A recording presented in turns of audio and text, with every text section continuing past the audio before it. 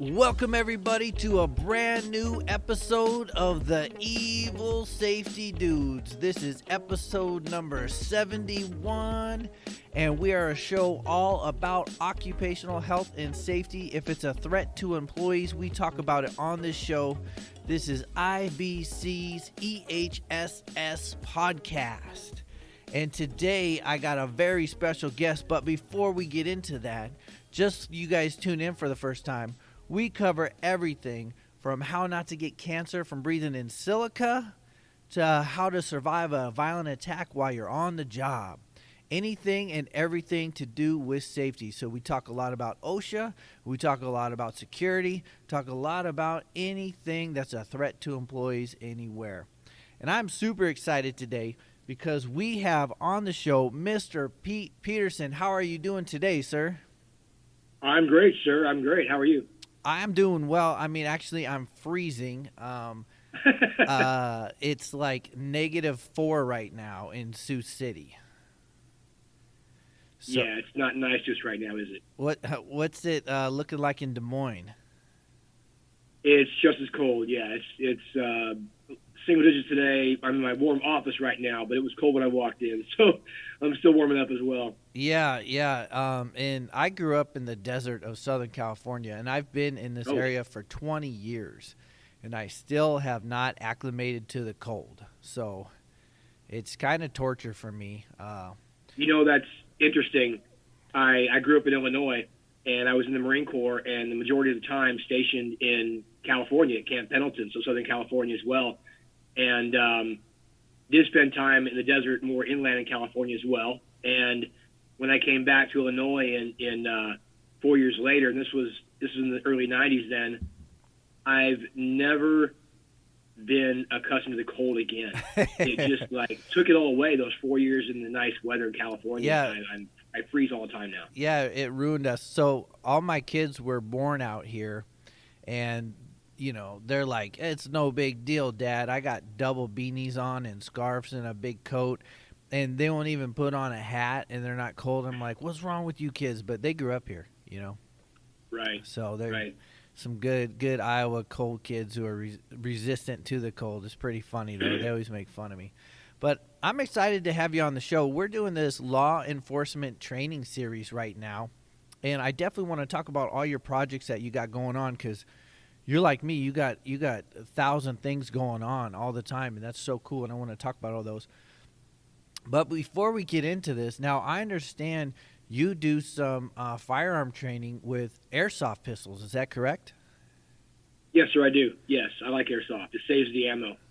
Well, that's important right now. I don't have the actual stats on how much ammo has gone up, but I know it's a lot more, and I know. So, like right now, I happen to see some on the shelves, but for a long time there, I couldn't get any.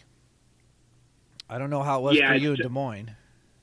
Yeah, it's tough. It's coming back down now, and like you said, the shelves are remaining more stocked, but the prices are not where they were prior. But they're coming back down, but now it's cold again too, and there's not many ranges around here where I have the freedom to do what I want to do with the actual course. So the airsoft in my gym allows me to do that.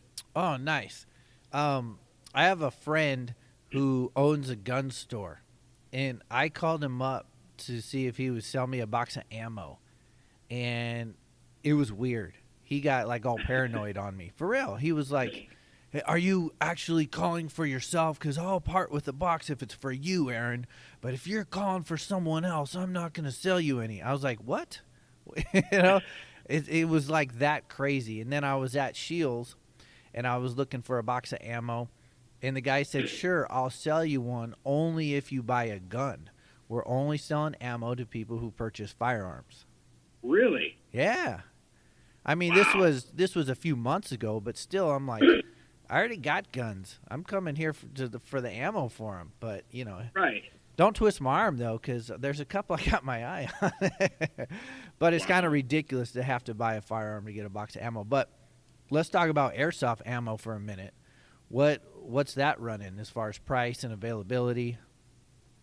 Oh, it's there's no issues there. It's just a little white, 6 millimeter plastic pellets, and I can reuse them as long as they don't break or smash. I simply pick them back up and reuse them. So I have 2 jugs of like 5,000 rounds in there, and I think I may have completely wasted 20 rounds in the last 2 years. Wow, so that's crazy. I just pick them up. So that's very economical. And what do them jugs run, you think? I don't remember now. It's probably about $9 to $12, somewhere in there. Oh, come on. Yeah, that's way economical. The most expensive part, I suppose, is the CO2 that I use to run the airsoft pistol. Oh, yeah. And, those run out pretty quickly, but they're only $15 or $12 for a box, so it's not bad. How do you have a magazine-fed airsoft pistol? Yes, I do. It's my airsoft pistol. I know we can't see video right now, but my airsoft pistol is a replica of the 6-hour P320 M17, which the U.S. forces use in its CO2. It comes in green gas and CO2, but it's a replica in weight, feel, size, and execution application. The only difference is the blowback is, of course, not as powerful as a regular firearm. Well, that's awesome. So would it, like, if I had a Kydex form-fitted holster for that actual gun, would that airsoft one fit in there because it's like the same scale? Yes, it would. I have it's a cheaper brand right now, but it's a Kydex holster that has the level 2 retention. So it's much like a Safariland holster, and it's a paddle holster, so it slides right in my waistband. So the same, because the airsoft pistol here is the same exact size and dimensions as the real thing, it fits any of the holsters you buy for your actual firearm. That's awesome. And to train with something as close to what you're carrying is always the best. Wouldn't you agree? Absolutely. Yeah. Absolutely. Yeah. And being able to do mag changes on the fly is important as well. How many magazines do you think one canister of CO2 could shoot? Well, honestly, it's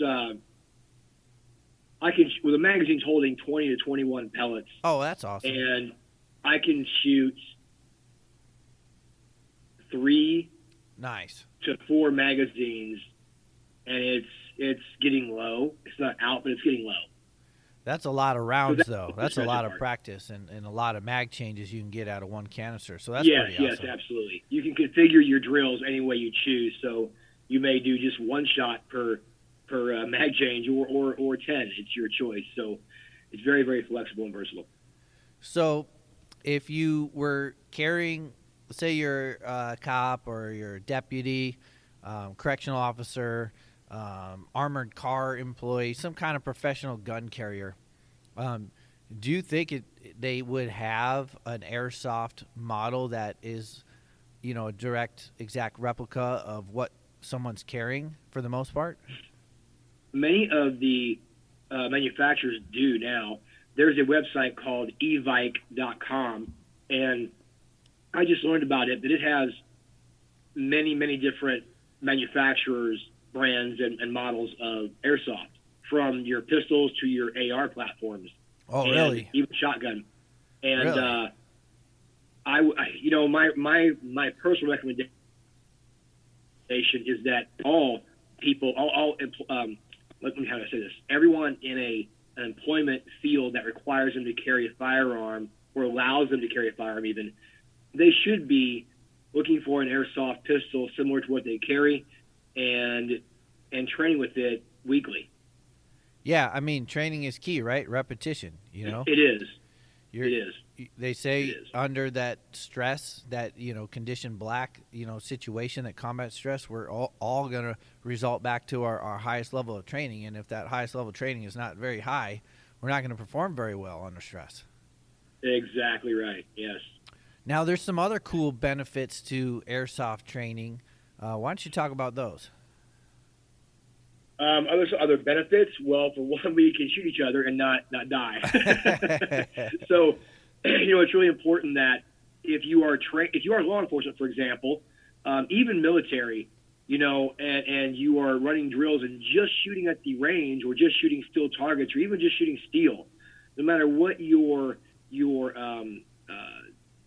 setup is, it's not the same as shooting each other and someone shooting back at you. And while you can still pad up, these airsoft pellets do sting. We were doing a course here a while back, and I had 3 officers in here with me, and we were doing knife training. And with the knife training, we looked at the Tooler drill and was running a few of those drills. So if you're familiar with that, it's a 21-foot rule. Right. And we mimicked a hostage situation. So I was the one with the airsoft, and we had the one cop who was the hostage was a former Iowa State football lineman, and you can imagine his 40 was pretty fast. Wow. And he was about 6'4", 6'5", and probably 270, and that was not fat. That was solid. Wow. The other 2 guys had a knife on him to each side of him, and he was sitting in a chair. And I'm supposed to walk up and defuse the situation.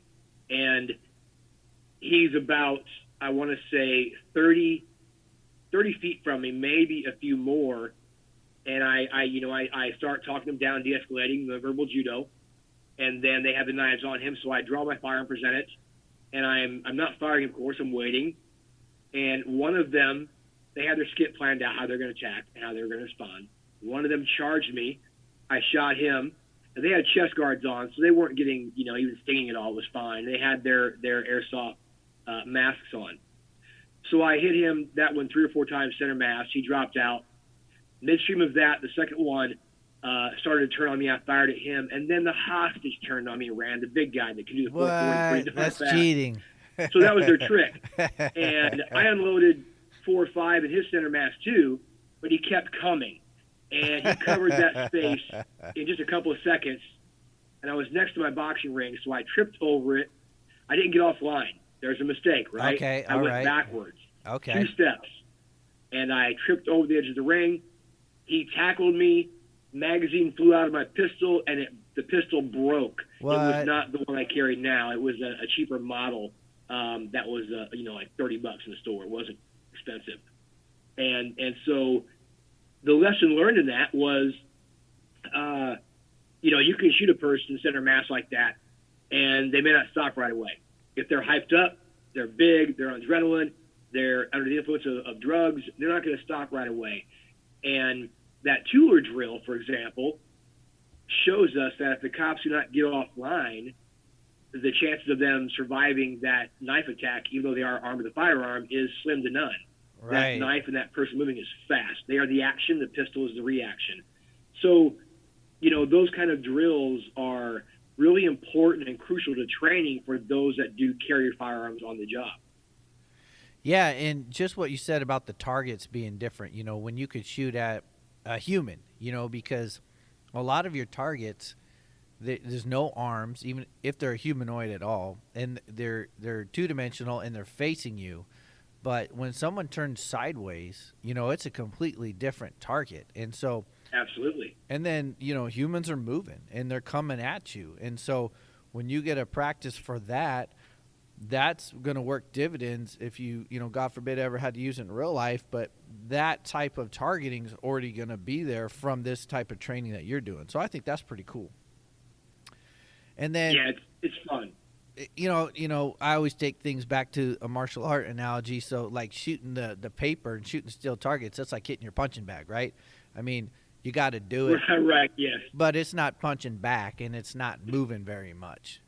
Right. It's not a It's challenge. static. Yeah, I can land anything on a punching bag. Right. Spinning heel kick to the head. Yeah, for sure. But then trying to land one of those, in a fight, that's an entirely different ball game.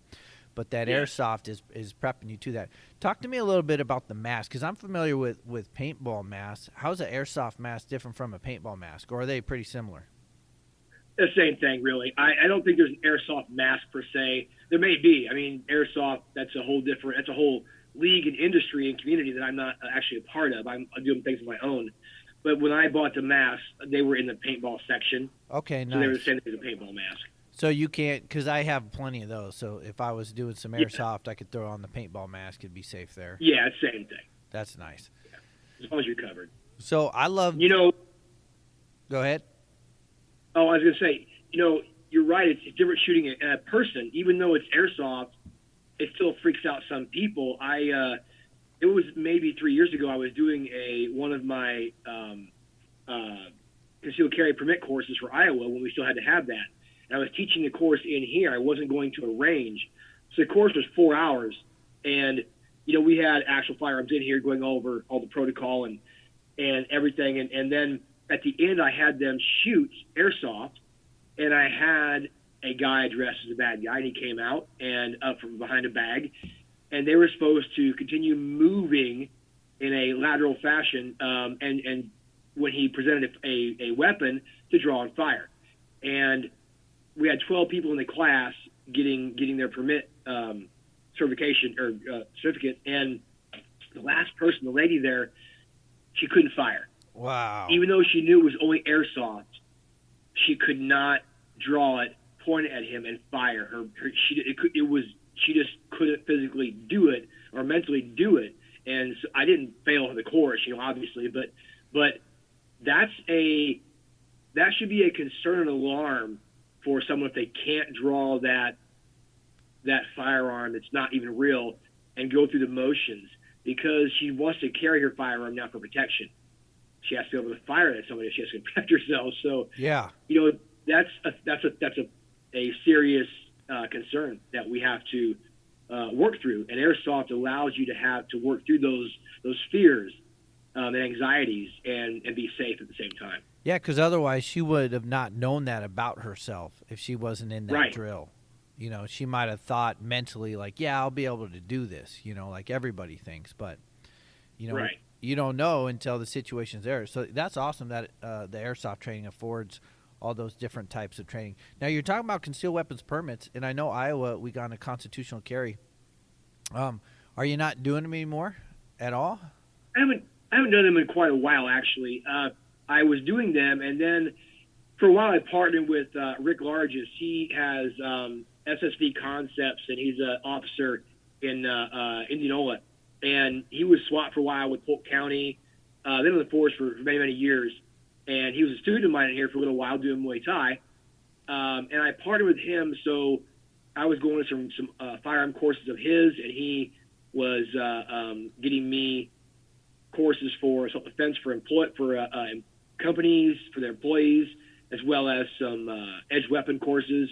Nice. So we kind of partnered up for a little while, and he's been kind of dormant since the COVID thing happened.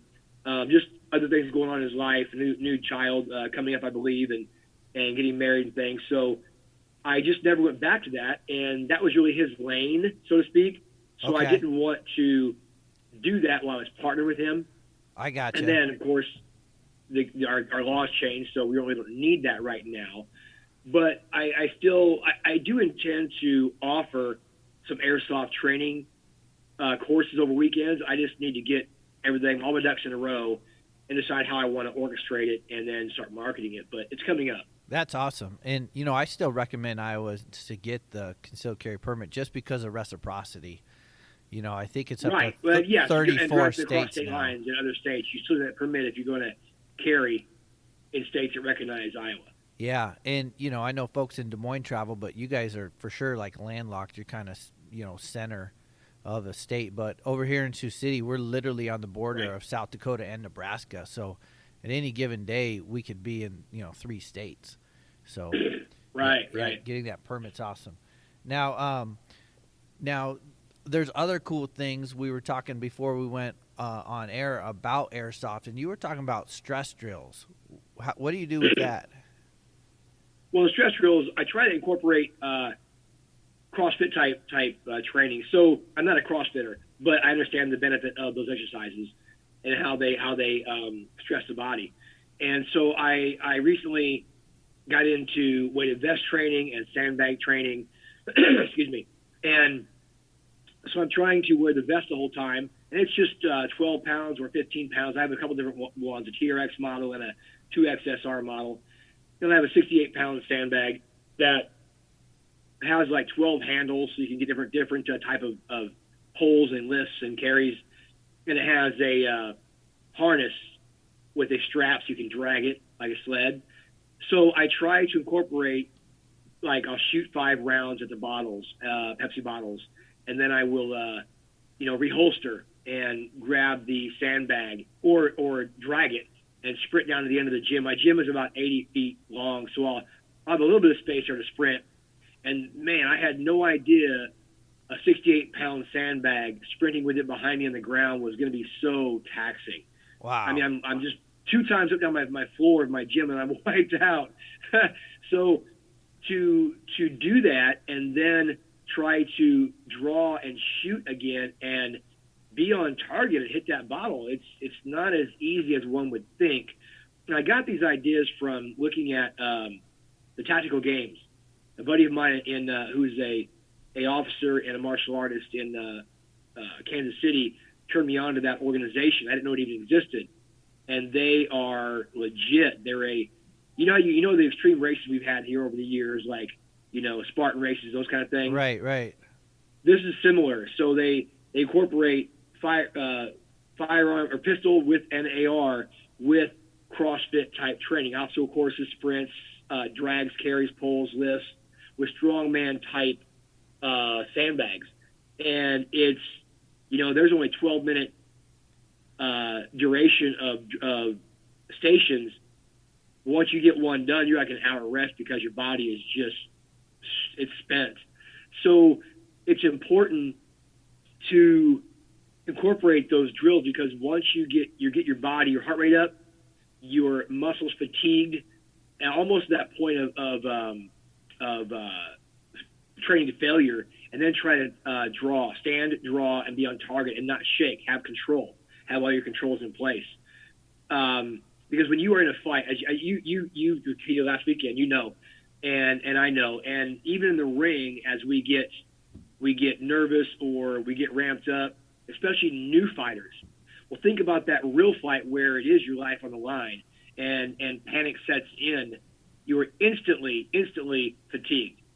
So it just, without the actual panic or fear, this type of training tries to mimic that, so that it forces you to be more accurate with your actual shooting. Yeah, getting repetitions of being totally exhausted and still being able to perform, well with the firearm.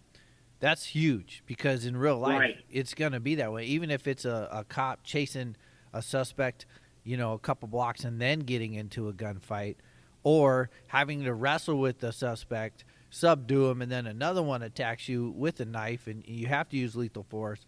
But if you don't train that way, and then all of a sudden you're in that situation and you don't know how your body reacts, I think it's a detriment to you, and it might cost you your life if you're not training that way. Absolutely. And we don't stop and think about that. It's like when women go to a self-defense course, and it's their very first time, and it's usually their last time as well, because they think it'll never happen to me, and it does. And the airsoft training with the exercises like that, that's just one level, trying to get your body into shape to handle those things. Then you incorporate a live partner to hold pads and push you on a pad ground in between those, or to do clinch with you, or grapple with you, or spar with you, and add those things into the mix. Now it's even more dynamic, and you are getting swung at, hit at, trying to be submitted, those kind of things, and then get back up and get on target and shoot. So you're getting up out of that ground position to get onto a target and shoot is not, of course, realistic. It's the attribute you're training. Of course, you want to clear space, protect your weapon, and be able to fire that person you're grappling with. But it's the point of the bodily control, controlling your adrenaline, controlling your breathing, and being able to shoot and not miss. And especially considering if it's a real situation out in public, there could be other people near, or you don't always see what's behind your target, right? Right. And when you are under duress, that's even more of a a second thought. It's not right on your mind. So we often hear of bystanders getting hit by a stray bullet, even from law enforcement. And it's because we're not training those ways, and we're not able to see what's beyond our target when it's live and we're being shot at or attacked as well. Well, I just applaud you and any other, gym owner out there that's offering this type of training, because one of the things we talk about frequently on this show is, the lack of support that law enforcement have as far as training budgets, time, high-level training, consistent training. And then we turn around and want to scrutinize them every time they don't do something perfect, but yet we're not giving them all the tools and the training they need to be perfect. And, it's kind of an issue. And then you put on top of that how everybody wants to, defund them and take away money needed that could go to training. It just makes everything worse instead of better. So, I always like to point out opportunities for law enforcement to go get training. It's sad that they got to do it on their own dime. This is on the job training that should be covered, but it's still out there. And so I thank you for offering this for these folks. And do you see a lot of law enforcement officers doing this type of stuff, like on their own dime, on their own time? I see minimal on their own time, their own dime. And I have a lot of friends in martial arts community, like as you probably do as well. And over the years, and many of them are law enforcement. I mean, a good deal of them. But those are the ones that may have been a martial artist prior to joining the law enforcement field, or they just realized the importance and necessity of that training and got into it, and one of those people that just fell in love with it. Not everyone gets into martial arts training and likes it and sticks, as we know. So a few of those have stuck, and they've become very good officers and very good martial artists, and some very good combat athletes as well. And, when I talk, to law enforcement and friends of mine, I have trained guys that are state troopers, county, federal, and then local PDs. And all of them say this, all of them that do not train normally on a regular basis say the same thing. They're not paying me. My time with my family is valuable to me. And when I'm off, I need to be with them. And on my pay, I cannot afford extra stuff like this. And while I understand that, I also disagree with that. And that may be biased to me because I'm an instructor and, I'm a lifelong martial artist. But if my time with my family is valuable, then my family's safety and my well-being should be valuable as well. They go hand in hand. Right. And, you brought up a good point up with the defunding and things. The officers need to be paid more to train. That's my opinion. When I look at the academy, and this is not a dig on anyone instructing, but the curriculum comes from the top down, and I've seen the curriculum, and it's not good. It's not enough. It's not realistic enough to what really happens in a fight. And I don't know about you, Aaron, but I teach my self-defense and combative programs with this philosophy that we have three areas. We have martial arts, we have combat sports, and we have self-defense. And while all intertwine and they all come from martial arts, it's needed. Too many people teach martial arts for self-defense. Right. And it's so much different. Combat sport shows us what things in martial arts work and do not work. Right. And in combat sports, although it does that, it is also limited in that there are rules and gender and weight division separations. And then self-defense, all that's out the window, and anything goes. And so we need to identify those areas of differences and address those and teach accordingly. And I think that in many law enforcement academies, that has not been done. Wow. Yeah, I mean, people think that, and I'm going to make a few listeners mad, but people think that, because my child got a black belt in American Taekwondo by 7, that no one will be able to hurt them. And it's like, no. I mean, it's just they learned a martial art. They didn't really learn self-defense. Right. They definitely probably picked up a few things that would work, but do they know which ones those are because they haven't used them really combatively enough to know what's effective, to Right. actually stop an attacker? And so, yeah, you're so Exactly. right. There's a big difference. And yeah, I mean, anybody with threats of violence on the job, they need to have good self-defense and good defensive tactics, and there's a difference there too, because I worked in locked psych wards for 10 years dealing with really violent patients who were trying to kill themselves and others. And I couldn't use my Muay Thai. I couldn't use my MMA because I would lose my nursing license. So we even had to do what I consider a super high level of martial art, where we have to defend ourselves against those attacks and couldn't cause any harm. And that's a whole nother, bubble as well. So Yes, it is. it's really tough out there. So getting the right training, I think, is just so important. Just like we tell athletes, training is sport specific. You can be, I can be on. I used to play basketball a lot as a kid, and I could run down the basketball court all day long and not get tired. Just keep on going. Well, if I was on a heavy bag, then it would wear me out in 5 minutes. And today, reverse that, my career changed. I can be on a heavy bag all dang day and go forever. If I go out and play pickup ball in a court, I'm exhausted and wheezing within the first 10 minutes. So it's the same thing with combative training. It is sport specific and job specific. You made a very good point there about that prior employment you had. As we all know, that person, I have family that on my wife's side that is in social work and having to make home visits or be in homes where the patients are violent, and some are just teenagers and they are bigger and stronger, and bigger and stronger matters. And when they're angry and in that kind of mental state, they're even more strong, and it's just very hard to handle that when you're not allowed to actually strike. Right. It's tough. It's a whole different dynamic and skill set. Definitely. I developed a course called Compassionate Defense for my 10 years on the Compassionate Defense, yeah. And it's just self-defense for the professional, because it's a unique thing all on its own, Yeah. And there's a lot of systems out there that I thought weren't very good. Like I myself, as a nurse, I learned, the states, the defensive tactics for us nurses that they were teaching.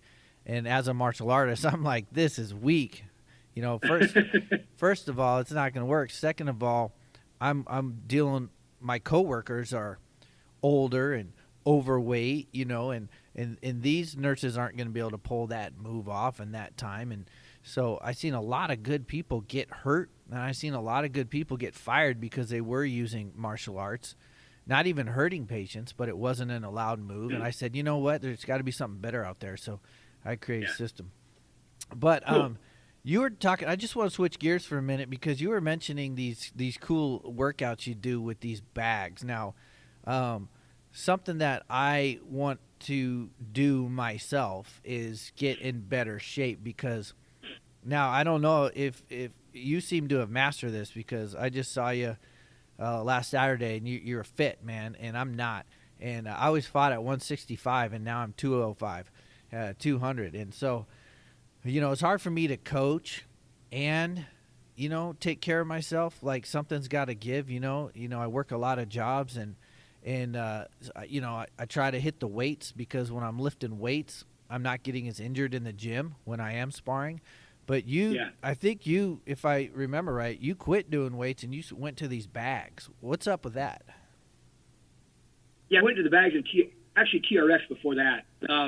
Well, I have two torn biceps, both from doing Muay Thai, one training and one in a fight. And I just don't do any heavy weights anymore. A couple knee injuries. My knees aren't great. I have a torn meniscus in one knee for the last 3 years. I've never gotten repaired, and once in a while it'll flare up, or I'll tweak wrong. It'll twitch it. But the torn biceps, while my arms are of course functional, I can't curl heavy weight. I can't. There's certain things I can't do. I'm just now back to doing pull-ups with any kind of decent repetition count, and I like the functional aspect of training, and some will say training is not functional. It's just you train. Well, it is functional, and So I went to the TRX because, for me personally, I can adjust the tension based on my body position, my footwork, or where my feet are placed, right? And it's all body weight, but you can get very, very challenging with it. And there's so many exercises you can do. Then I went to the Bulgarian bags, which have more of those like plate spins around your head and power snatches, and they're great. So that's really then the sandbags. So really the weight training for me is in the Bulgarian bags and the sandbags, not in the gym with dumbbells and barbells doing, 3 sets of 10 or whatever, or pyramiding up the weight and bench pressing and squatting and deadlifting.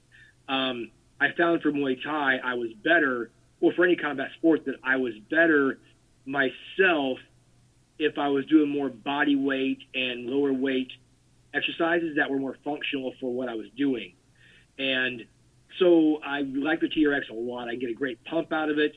I'm not getting injured. And for my students, when we had fitness classes here that were bigger classes, we used TRX a lot. We had about 12 of them in here.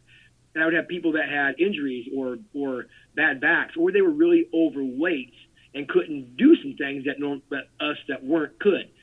And the TRX allowed them to do that with that support of the straps. So,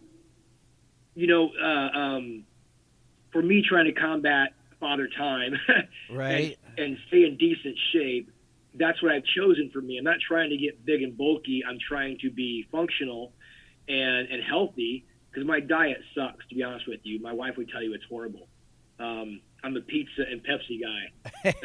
But I take supplements and I work out often. So, I just feel like the TRX I can take it anywhere. I used to, in the summer, I'll go on a bike ride, Aaron, and I will put the TRX in this mesh bag on my back, and I will ride for, 7-8 miles, come across a public park with swing sets or monkey bars. I'll stop, take a break, get the TRX out, hang it up, and I'll do a half-hour workout in the TRX. I'll pack it back up, get in the bike, and head back where I came from. You got to help me with this TRX, because I've never heard of it. It sounds like it might be some kind of resistance bands or something. What is it? It is. Yeah. Go to trxtraining.com. And I used to have, like I said, a bunch here in a class, but I have the tactical version now that comes with an app and things. But it's just straps with handles, and it's you suspend it. So it's called a Trx Suspension Trainer. So it's hanging from a higher point. And I have it up on our bag racks. And then so it's hanging down off the ground, and you can do anything you can do with weights. There's probably 300 exercises you can do with these things, and nice. They're all body weight based. That's so really cool.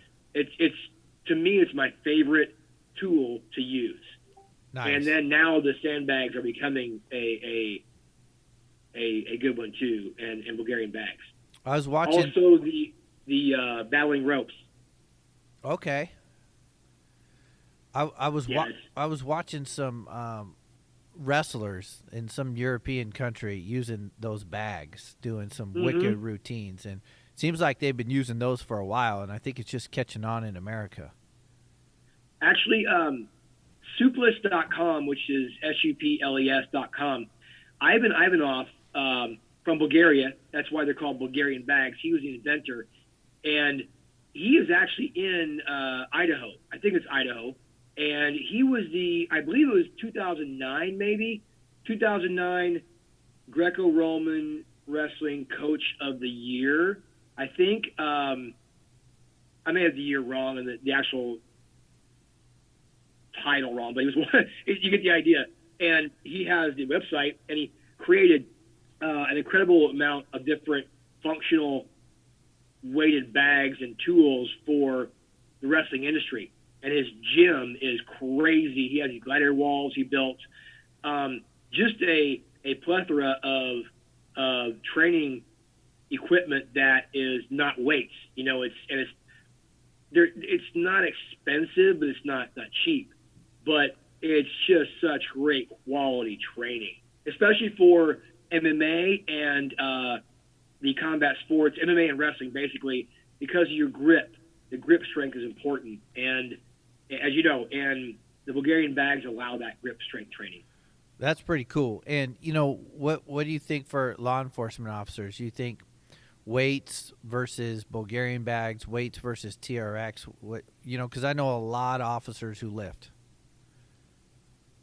Yeah, I know a lot of officers that want to power lift, and get big, because honestly, just like verbal judo to de-escalate, the bigger they are, the more intimidating they appear. Yeah, the less officer they're gonna presence. get resistant, Yeah, know? that's the first. So you're stopping it before it happens just by the way you look. However, and I've trained officers who were smaller ones in their department, and they're always getting challenged. And so that makes a difference, but it also limits your functionality on the job when you take a guy that's a two guys are both 6 foot.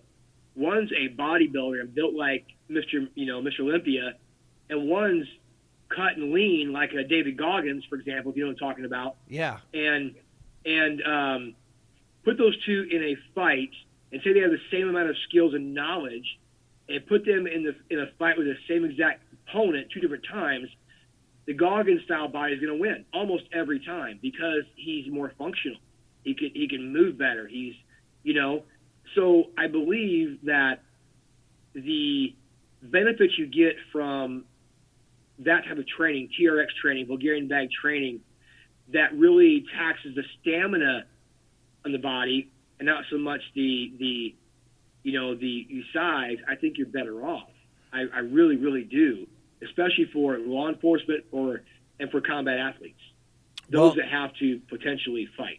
Well, definitely. And when you're carrying a lot of muscle, the heart has to work really hard to keep blood pumping to all that muscle. I think it kind of sucks some stamina out of you when you're carrying a bunch of muscle on you. I agree. I agree. So you get tired faster. That's a lot of muscle to carry around and get tired. I was looking you up, and I saw that you were an instructor in the Marines. I was not an instructor in the Marines. I was teaching in the Marines. I'm sorry, that's the same thing. I was training in the Marines. I was in the Marines for 4 years, from 86 to 90, and that's where I got my martial arts start, was in the Corps. Really? So that was in Okinawa Kenpo, and then I came back to Illinois. I was only in Kenpo for a brief period of time, but I came back to Illinois, where I was from, when I got out, and went from there into other arts. How did you learn martial arts in the Marines? Was that directly from the Marines, or was that from where you were stationed? Well, I was in Pendleton, so I never actually saw combat or anything, but I saw my share of urban combat, I guess you could say. We had combative training every now and then, and I was in supply, so I was not a grunt. I was not humping the hills and doing combat training all the time for my job. I was in office. So every so often we would have combat training and combatives. And Staff Sergeant Hemphill, I remember his name and his face, and gosh, that was 40 years ago, man, almost. And he was in 1980, was it 88? He just missed going to the Olympic trials for the Taekwondo team. Okay. He was high-level Taekwondo athlete and instructor. He's like 5th degree, and hurt his back or something, but he was our combatives instructor. And I just did not think what we were being shown was going to work in a real fight. I don't know why I thought that, because I had no training prior to coming into the Corps, just watching Chuck Norris on TV, definitely, and hitting a heavy bag in my backyard. But it just didn't seem – it was fine for combat, in my opinion, but that wasn't how – I grew up fighting, getting in fights, and I was that kid that got in fist fights behind the library downtown for school on many days. And so I understood the actual fight, but this was not that. And so I searched out martial arts, and I went to Taekwondo. I didn't. For me, it wasn't right. I went to something else. It was a traditional karate system, maybe Isshinryu, maybe. I didn't like that. And then I found Okinawan Kenpo, and it just felt right to me, like the instructor and the things we were learning was very similar to Wing Chun, which I didn't know about yet, but now I do.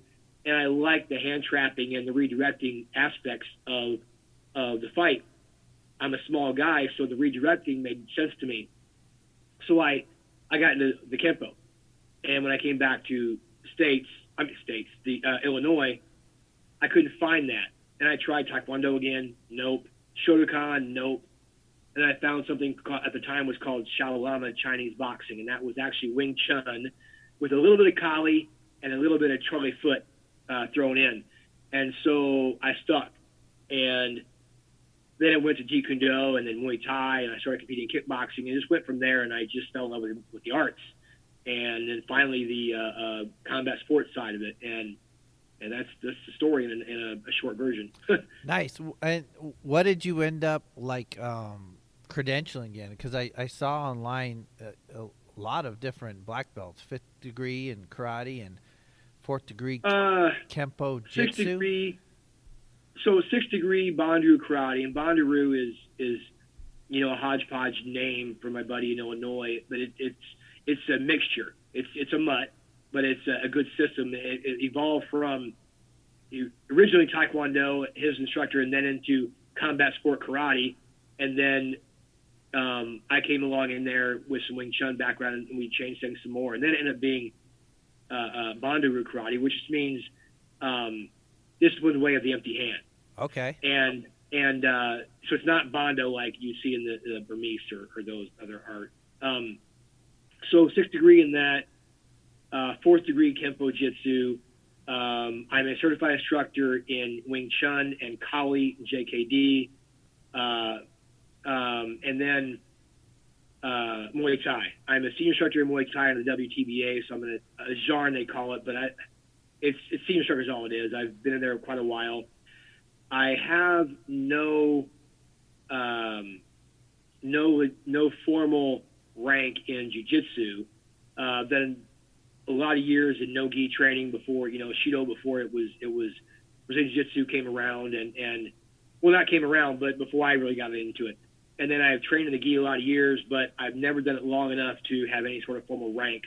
I was doing kid jitsu here under Larry Sheely and went to a certification program. So I have that kid jitsu instructor level, but he's since retired and the program fizzled. So I don't do that anymore either. So I stick to Muay Thai now and then my combative courses and firearm courses. And so a few ranks, yes. But honestly, I don't care. You know what I mean? I don't think about those things. I just think about the training, and it evolves, right? It evolves. So we might be good at one thing right now today and really into that deep, but something triggers a change and we evolve into other paths for our martial journey. And so we're always learning, and I don't seek out the rank, but I do seek out the training. And if the rank comes with it, then great. If it doesn't, I'm okay. I want the training. Yeah, definitely. So yeah, that's kind of it. Now you mentioned JKD. Are you talking about Jeet Kune Do, Bruce Lee style? Yes, sir. Cool. Yes, sir. So you study some of that, huh? Yes, under Paul Vunak and some others. When I was doing the Shaolin Chinese boxing, which was actually the Wing Chun, I started. That was the early '90s, like 90, 91, somewhere in there, and I started looking at other things. And where I was at in Illinois, we didn't have much around us. That was all I had for that system, and we had to travel and go to seminars and or bring people into your gym to do seminars and teach. So I drove to California a couple times to train with Paul Vunak, and I went to seminars with Tom Cruise, not the actor Tom Cruise. Okay. Tom Cruise that was actually under Paul Vunak, and Paul, taught Navy SEAL Team 6, had a 3-year contract with the government out in Virginia Beach, teaching them from, I think it was like 89 to 92 or 88 to 91, that time frame. So I'm certified in the RAT system also. And I don't follow Paul anymore. I don't train with him anymore. But I still value those aspects of my training. I believe that he is right on with his rapid assault tactics platform. The way real fight goes down, I believe it, entry, pressure, termination. And I think Paul has a lot of good things. And Wing Chun, I think, falls right into that same thing, but the Wing Chun is limited And the Jeet Kune Do philosophy really enhances it and makes it applicable to other situations. Nice. And so I like the concepts over the traditional, for me personally. And then I think I heard you mention FMA. Was that Filipino martial arts? Yeah, Kali, discrimination. Yeah, I like that too. Same thing. So with Paul, the with stick other fighting, people, Arnis, Eskrima, stuff like that. Is that what you're talking about? Yeah. I love stick fighting.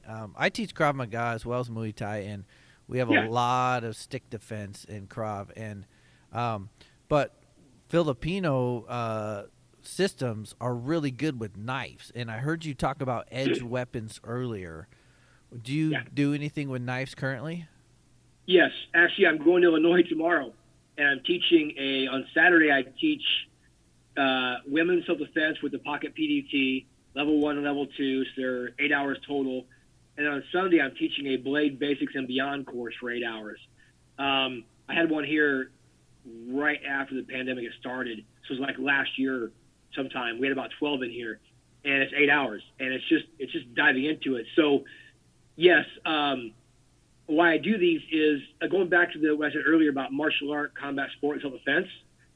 I have a different twist on things. So while my knife training and instruction, comes from Filipino martial arts or FMA, I approach it more with a self-defense, simple, direct, effective approach. I don't teach the art. I teach the art, but I teach what works from the art. Right. Because we do so many drills, so many drills, that now Krav, as you teach, the drills are more reality-based. But when we look at Wing Chun or Filipino FMA, it's a lot of flow drills. And flowing is so important, of course, but the drills are barely dynamic because they are still compliant even though they are flowing.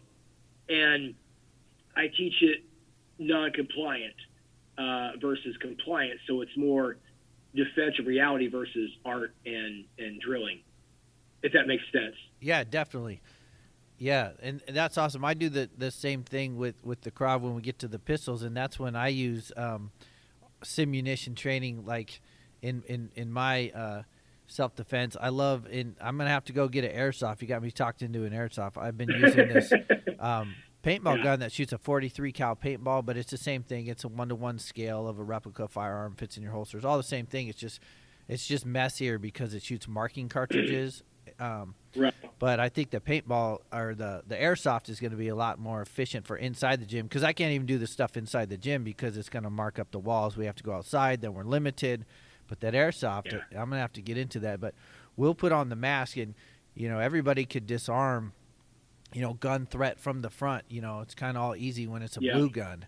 But when you put on that mask and that person can pull that trigger as soon as they see you move, and you get that stress going, I just love it for our high level disarming techniques, and that's cool that you're doing that same philosophy, but with the knives. Have you seen the Taser knives? I have one. That's awesome. I'm going to get one. It's right across the room here. I have one. It's a shock knife. A shock knife. Okay, cool. Now, I want one, but I looked at the price and I said, that's going to have to wait a minute. Yeah, you know what? Now that I have it, and my buddy Jeff in Illinois has one, he got it first. We were fascinated because it shocked you, and it wasn't like a stun gun where your whole body locked up. It was just that local area, right? Right. And if you go across your forearm, you smell the hairs burning. Oh, wow. But it's fun, and we use it in a few courses I did here where we were, and guys, they react.